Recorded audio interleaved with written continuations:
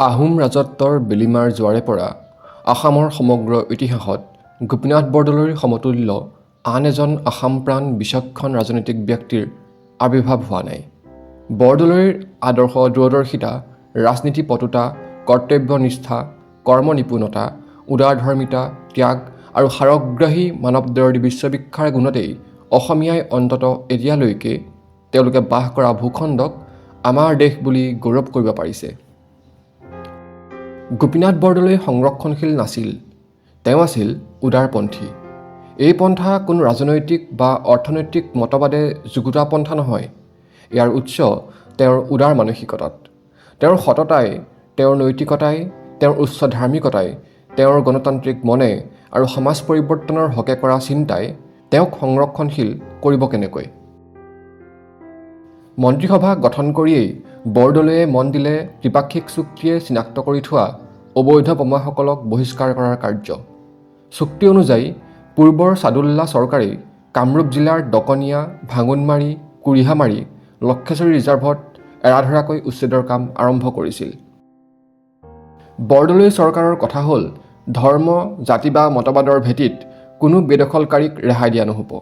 সকলো অৰক্ষিত বেদখলকাৰীয়েই উচ্ছেদ হ'ব।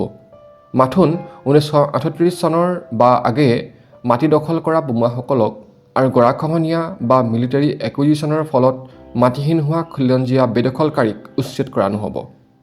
বৰদলৈ চৰকাৰে অসম উপত্যকাৰ জিলাসমূহত থকা খেতিৰ উপযোগী পতিত মাটিৰ হিচাপ এটা কৰিবলৈকো জিলা কৰ্তৃপক্ষক নিৰ্দেশ দিলে। ইয়াৰ উদ্দেশ্য আছিল হিচাপত ওপৰঞ্চি হৈ ওলোৱা খেতি উপযোগী মাটি খিলঞ্জীয়া মাটিহীন লোকৰ মাজত ভগোৱা। বৰদলৈৰ প্ৰতি ডক্টৰ গুহৰ ইমান বিতৃষ্ণা, ইমান খং, ইমান তিক্ততা যে বৰদলৈৰ ওপৰত দোষাৰোপ কৰিবলৈ তেওঁৰ তথ্যৰ শুদ্ধতাৰ প্ৰতি কাণ দিয়াৰ প্ৰয়োজন নেদেখে। সেইকাৰণেই বৰদলৈক হাঁহিবলৈ গৈ তেওঁ নিজেই সততে হাঁহিয়াতৰ পাত্ৰ হৈছে। তাৰে এটা উদাহৰণ হ'ল বৰদলৈয়ে কেন্দ্ৰীয় কংগ্ৰেছৰ আঁচনিক্ৰমে 1939 চনত মুখ্যমন্ত্ৰীত্ব ত্যাগ কৰিব খোজা নোখোজাৰ প্ৰসংগটো।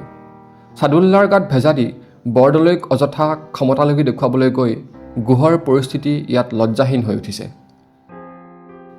ই অত্যন্ত আশ্চৰ্যজনক যে বৰদলৈৰ দৰে একেবাৰে ক্ষমতা অনাসক্ত মানুহ এজনৰ অভিপ্ৰায় অসমৰ বহু আগশাৰীৰ কংগ্ৰেছী লোকে বুজি নাপালে।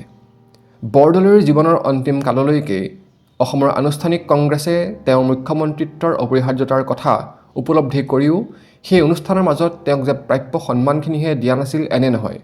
সময়ে সময়ে কোনোৱে বৰদলৈক অবাবতে অপদস্থ, আনকি অপমান কৰিবলৈকো উদ্যত হৈছিল।